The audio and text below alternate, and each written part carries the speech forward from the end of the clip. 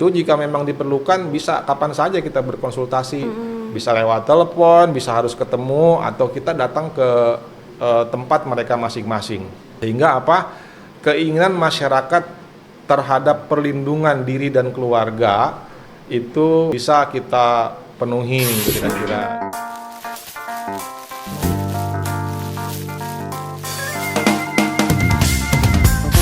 Assalamualaikum warahmatullahi wabarakatuh. Halo sahabat MUI TV, kembali lagi dalam program podcast MUI TV. Di episode kali ini kita akan membahas yaitu hukum perdata bersama dengan Bapak Ujang Hendra SH. Assalamualaikum Bapak. Waalaikumsalam Bapak. Bagaimana kabarnya Pak? Alhamdulillah baik.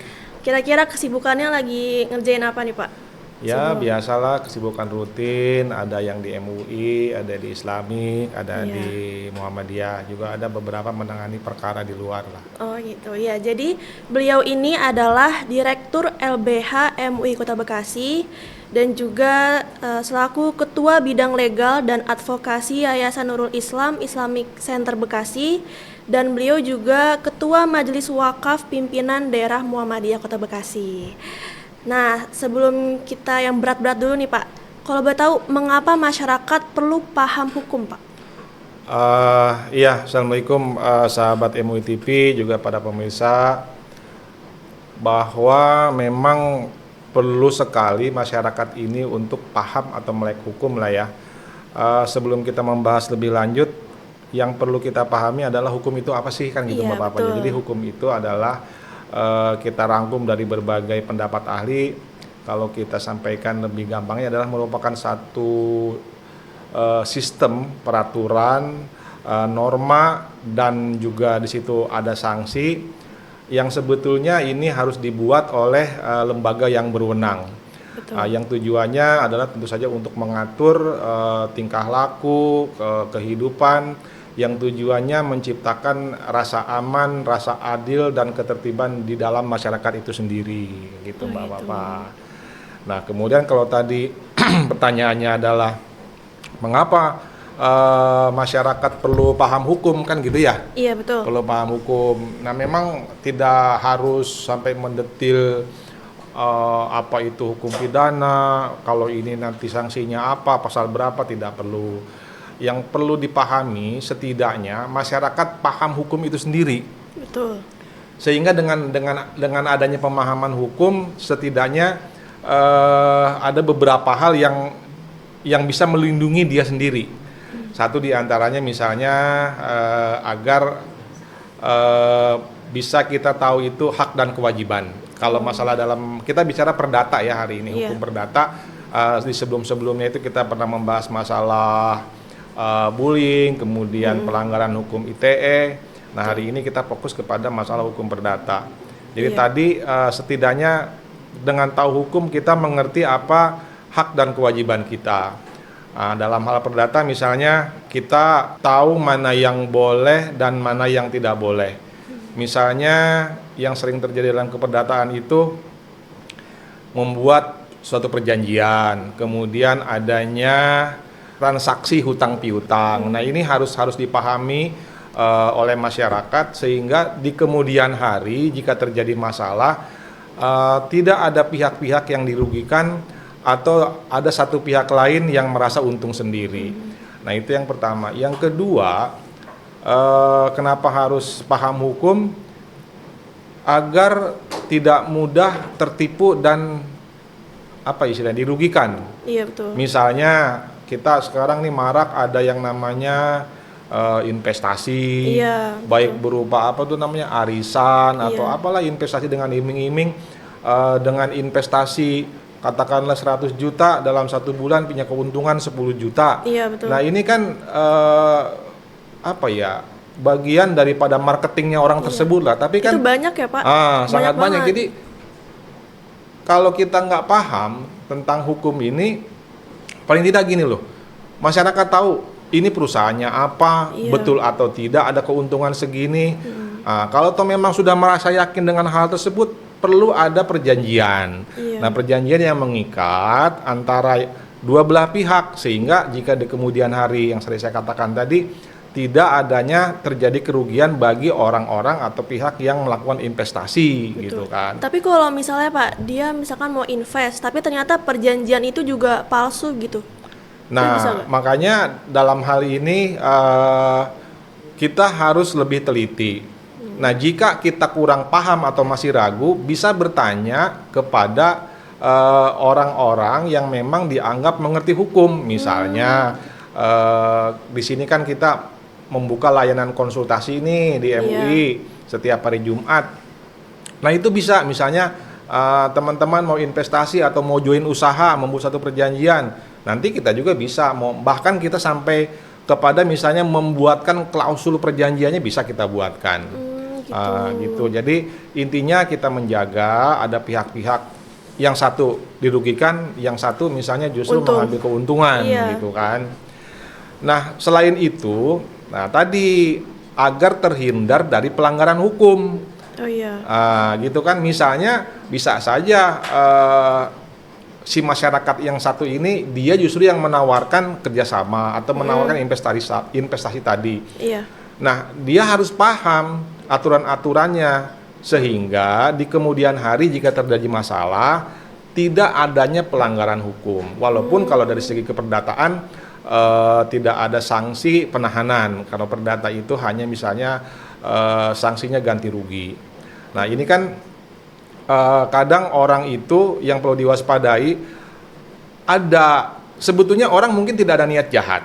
Iya. Tapi kemudian karena ketidaktahuan akan aturan atau prinsip hukumnya, tidak ada pemahamannya. Nah, akhirnya ternyata dia nggak tahu nih kalau perbuatan ini melanggar hukum. Gitu. Tapi itu juga tidak menghapus itunya ya? Iya, tidak menghapus ketika ini nanti misalnya sampai terjadi pelaporan kepada pihak yang berwenang dalam hal ini aparat penegak hukum. Tapi kalau keperdataan biasanya hanya sebatas ya sidang-sidang keperdataan tidak menyangkut masalah pidananya. Gitu. Nah, selain itu juga tentu saja jika kita mengerti hukum ini agar bisa menyelesaikan masalah tadi dengan benar. Oh iya, misalkan kita udah terproses hukum gitu. Iya, nah, kita harus bisa nyelesain masalahnya gitu ya. Betul, artinya kita tahu bagaimana nih proses dan cara penyelesaiannya.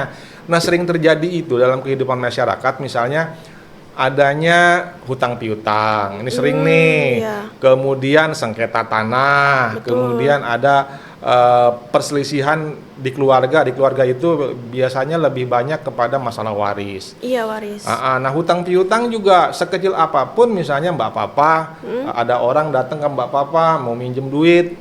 Nah, itu kalau bisa ditulis tuh Mbak, ditulis ada tanda terimanya, ada penerima. Boleh jadi ketika misalnya nanti Mbak Papa jatuh tempo yang dijanjikan untuk nagih, pakai tanda tangan. Tanda tangan yang menerima uang tanda pakai. tangan gitu. Jangan Gitu. sampai misalnya saya mau nagih dong yang hutang dulu kamu pernah pinjam ke saya. Iya. Karena tidak adanya Surat. perjanjian tertulis atau minimal kwitansi penerimaan, dia bisa saja berkilah.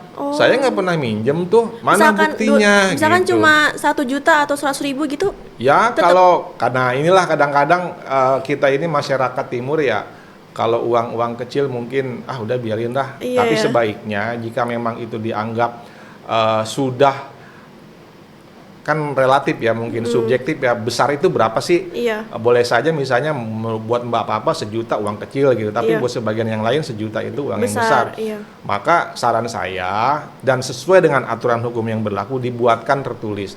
Paling tidak ada penerimaan yang menyatakan misalnya di situ sudah menerima uang dari Mbak Papa nilainya berapa, untuknya untuk apa?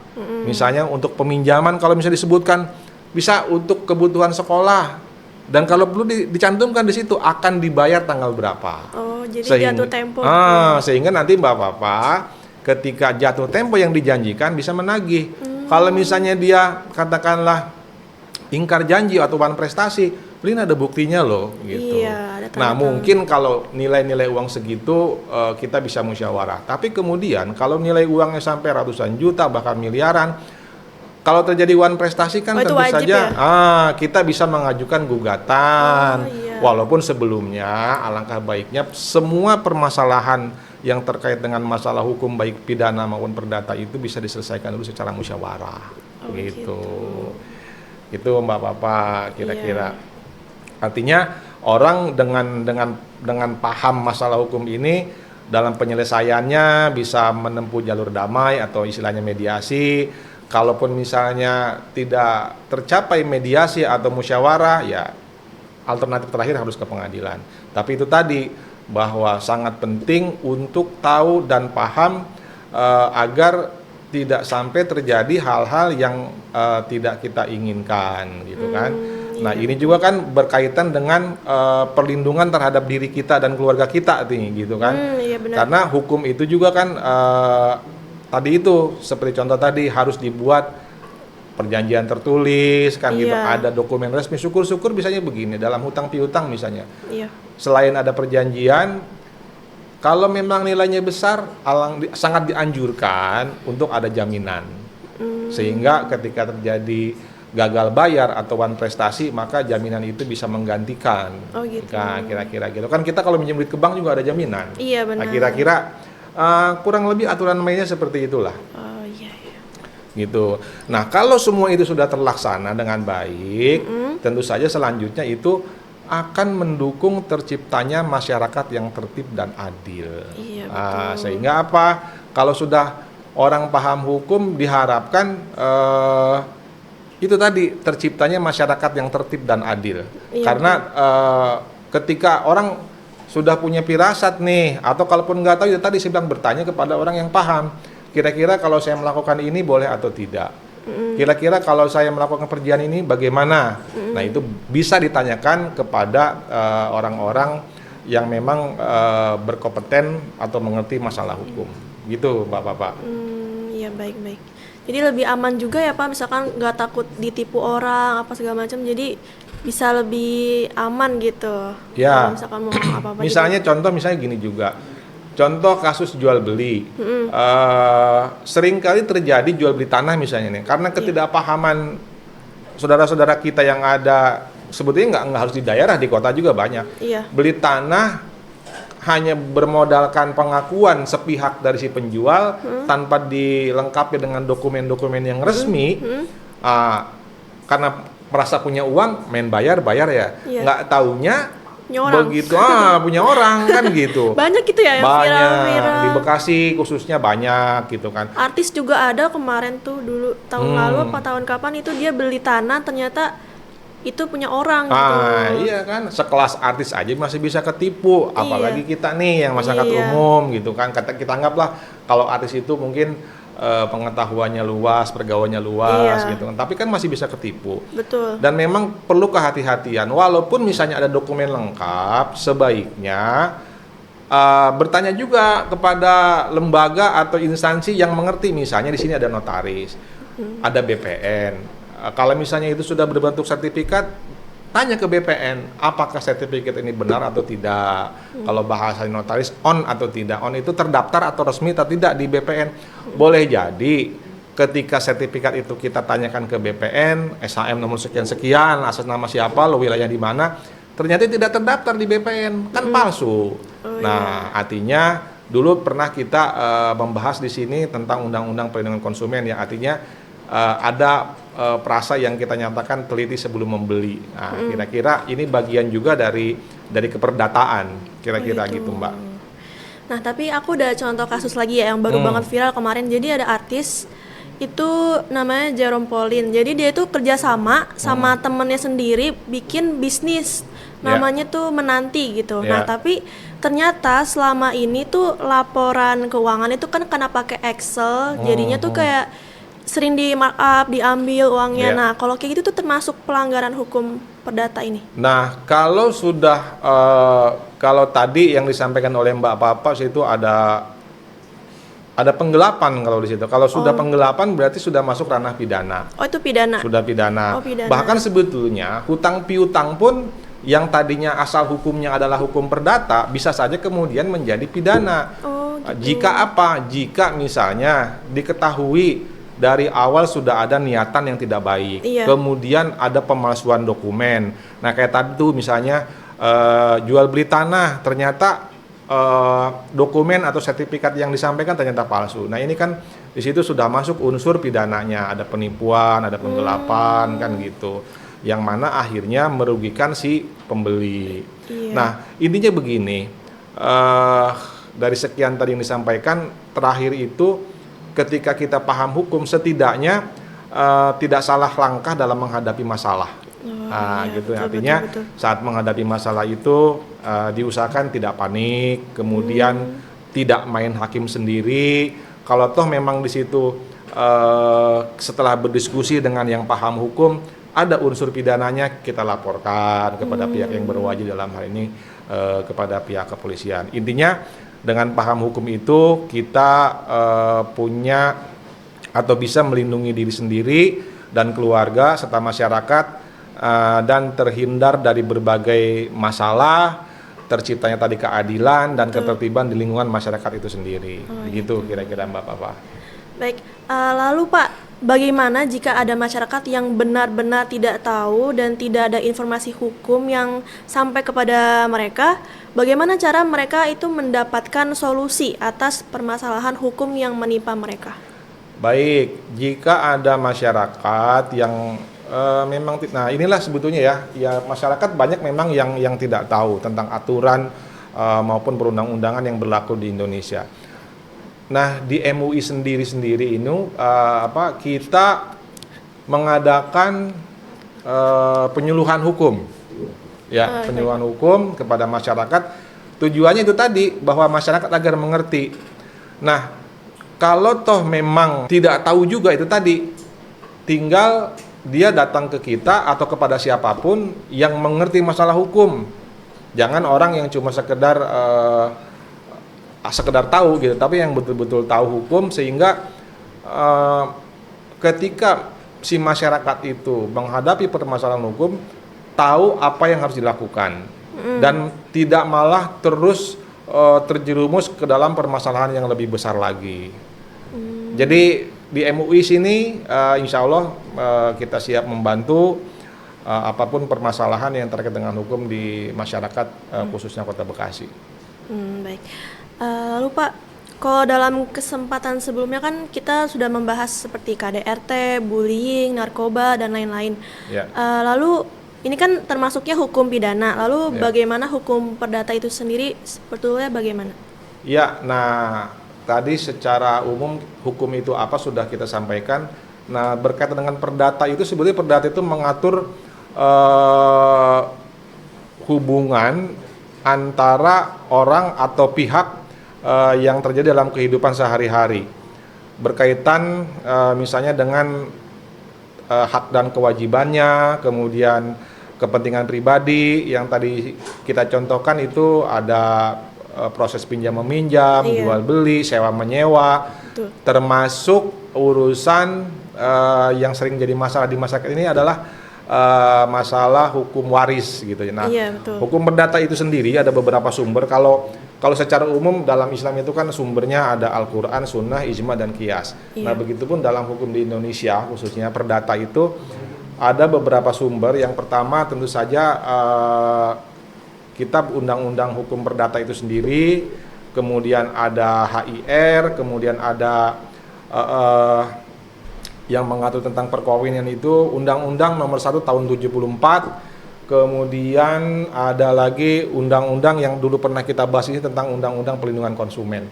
Nah, itu bagian daripada dasar hukum utama keperdataan yang ada di Indonesia gitu, Mbak Bapak. Gitu. Lalu Pak, bagaimana jika ada warga masyarakat yang membutuhkan informasi lebih banyak lagi tentang permasalahan hukum baik pidana maupun perdata, terutama mungkin yang sedang terjadi dan menimpa orang tersebut? Ya, tadi sudah saya sampaikan. Yang pertama tentu saja setelah kita tahu sedikit banyak tentang hukum lah, artinya kita tahu tentang hak dan kewajiban, itu yang paling utama. Ketika ingin lebih mendetil kemana dan bagaimana, tentu saja bertanya kepada orang yang tepat atau lembaga yang tepat. Betul. Di sini misalnya kan kalau di MUI kita ada LBH yang siap melayani masyarakat kapanpun, walaupun kalau misalnya konsultasi yang di sini itu setiap Jumat jam 2 ya setelah Jumatan. Tapi di luar itu jika memang diperlukan bisa kapan saja kita berkonsultasi, bisa lewat telepon, bisa harus ketemu atau kita datang ke tempat mereka masing-masing. Sehingga apa? Keinginan masyarakat terhadap perlindungan diri dan keluarga itu bisa kita penuhi kira-kira gitu. Jadi jangan ragu-ragu untuk Kalau datang. untuk biaya gimana Pak kira-kira? Untuk biaya, karena di MUI ini kita sudah mendeklarasikan untuk konsultasi itu gratis, gitu. Silakan saja, gitu kan, gratis lah. Insya Allah sahabat MUI TV juga pemirsa dan warga Kota Bekasi khususnya, jika ingin berkonsultasi tentang hukum masalah apapun silahkan dan itu tidak berbayar, gitu. Tapi kalau misalkan ada kelanjutannya, misalkan harus ke pengadilan segala macam. Nah, tentu saja ada konsekuensi lain ketika harus berlanjut kepada pengadilan. Karena kalau sudah ke pengadilan kan, misalnya kalau kita sebagai orang yang dirugikan, maka kita yang akan menggugat. Iya. Nah, selaku penggugat ada konsekuensinya. Pertama, kita harus mendaftarkan gugatan dan itu ada biaya. Iya betul. Kemudian misalnya kalau didampingi oleh pengacara-pengacara yang ada di sini, itu juga tentu saja ya kan orang jalan harus pada ongkos. Walaupun Iya, sebetulnya kalau kita sih tetap juga kita akan memilih kalau memang toh masyarakat ini harus kita bantu, insya Allah kita bantu. Termasuk sampai proses pengadilannya pun kalau memang bisa dibuktikan bahwa dia tidak mampu, insya Allah kita bantu, free gitu kan. Wih, itu keren Tapi banget. jangan juga punya duit, bilangnya nggak punya duit, nah, kan kasihan Harus juga jujur ya. nih teman-teman yang ngebantuin. Iya, gitu. betul. Nah, ini di luar dari tadi Pak, menurut Bapak, kebiasaan apa sih yang sering dianggap sepele oleh masyarakat, tapi sebenarnya itu berpotensi menimbulkan masalah hukum perdata, gitu Pak, kira-kira? Yang sering dianggap sepele itu adalah biasanya hutang. Oh, hutang ya? Hutang. Paling sering. Yang sering itu hutang, kemudian waris, kemudian biasanya sewa menyewa. Sewa menyewa. Itu juga bisa ya? Jadi yang sering terjadi memang hutang. Jadi itu tadi saya sampaikan di awal, ketika Mbak Papa ada kawan yang mau minjem duit, dengan mudahnya misalnya ya karena Mbak Papa punya ya dikasih, apalagi kasihan gitu kan. Iya. Apalagi misalnya memang itu untuk kebutuhan yang utama, misalnya untuk berobat, untuk pendidikan gitu kan. Nah, ketika terjadi gagal bayar, muncul masalah kan di situ. Mbak Papa sendiri membutuhkan uang itu, dia sendiri nggak bisa bayar. Lalu bagaimana? Nah, ini tentu saja kalau kita menyarankan musyawarah dulu lah. Kalau misalnya di dalam agama Islam itu kan kita kalau memang bisa membebaskan hutang tersebut. Tapi kan kita kepada siapa membebaskan utang ini? Jangan lagi kan, ya mohon maaf, ini fenomena yang terjadi nih. Dia minjem duit ke kita, tapi di sisi lain dia flexing lah gitu kan. Jalan-jalan lah. Ini dia punya utang kok, tapi ngupload lagi jalan-jalan, lagi makan-makan kok nggak sinkron lah dengan kenyataannya.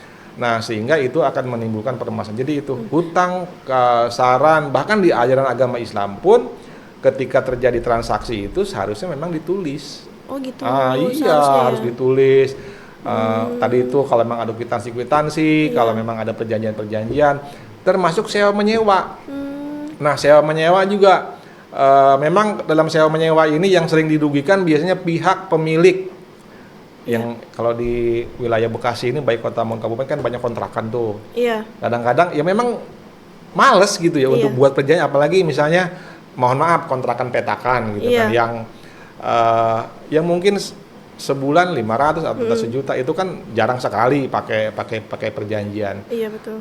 Tapi biasanya kadang-kadang mungkin karena kepepet atau memang nggak ada uang, tiba-tiba hilang begitu aja si pengontraknya. Oh gitu, kabur. Iya, kabur. Kalau sekarang mendingan nih, dulu itu yang sering terjadi adalah permasalahannya adalah listrik. Oh, listrik. Kalau listrik sekarang kan kalau kontrak-kontraknya udah pakai token. Jadi kalau nggak dibayar betul. Memang mati gitu. Kalau dulu kan pakai KWH tuh. Jadi yang dulu itu zaman dulu kalau nggak dibayar berbulan-bulan pun dia tetap hidup. Nah, sering kali terjadi si pengontrak ini nggak bayar listrik. Tiba-tiba nggak bayar sebulan 2 bulan, tahu-tahu kabur. Kabur, Nah, wah. ini kan yang dirugikan si Dirugikan. pemilik gitu Iya, kan. betul. Nah kemudian harus terbebani juga oleh biaya listrik. Itu kan hal-hal yang sifatnya sepele, tapi itu sering terjadi karena mungkin dianggap sebuah kejadian yang terjadi sehari-hari dan mungkin nilainya dianggap nggak besar gitu. Betul. Dan kalau sudah begitu ya sudah nggak bisa kemana-mana juga, mau diperkarakan juga satu orang yang nggak ketahuan, yang kedua yang diperkarakan juga mungkin nilai uangnya juga tidak besar, kira-kira gitu. Tapi biasanya kalau terhadap sewa menyewa atau kontrak mengontrak ruko dan lain sebagainya, biasanya sekarang ini sudah lebih tertib, artinya ada perjanjian di situ 1 tahunnya berapa dan itu kan nilainya besar gitu, Bapak-bapak. Wah, sahabat Bumi TV, ini isinya ilmu semua ya, sangat membuka wawasan kita semua, dan semoga juga sahabat Bumi TV di rumah juga terbuka pikirannya ya.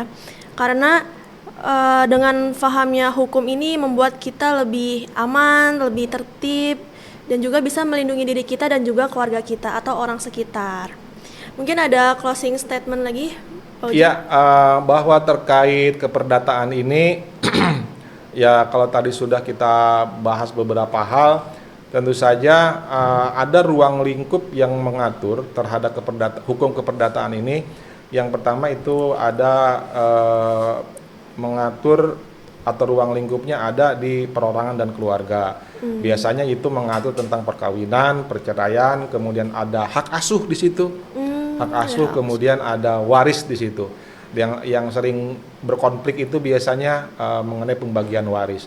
Pembagian waris sebetulnya bisa dimusyawarahkan dengan baik. Kalaupun misalnya masing-masing ada yang kurang berkenan, segera buatkan fatwa waris di pengadilan agama.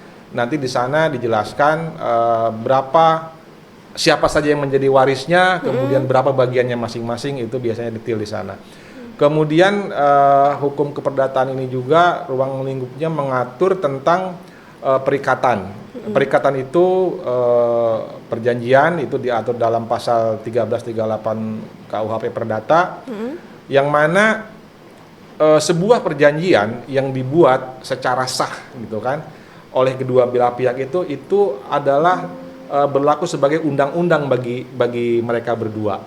Nah, contohnya misalnya tadi tuh hutang piutang, kontrak kerja, jual beli gitu kan. Selanjutnya ada hukum kebendaan. Kebendaan itu ada kepemilikan barang, tanah, rumah dan lain sebagainya.